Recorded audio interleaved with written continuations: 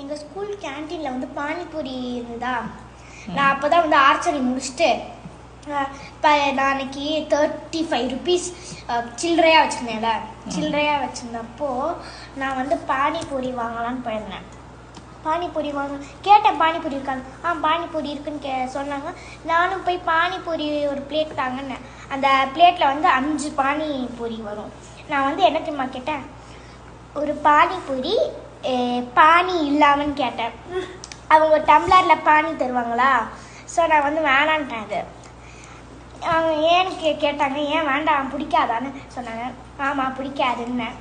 So வந்து நான் அதை அப்படியே சாப்பிட்டுக்கிட்டே போயிட்டேன். அப்போ அதுக்கு பேர் பானிபூரி கிடையாது, பூரி, மசாலா பூரி இல்லை வெறும் பூரி.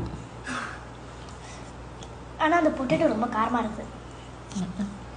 ஒரு பெரிய அப்படியே வெங்கடேஷன் பட்டு அதே டேஸ்ட் பார்த்து சொல்லுவார். ஆமாம் பின்ன நல்லா இருந்ததா. சரி போ, நான் டேஸ்டே பண்ணேன்.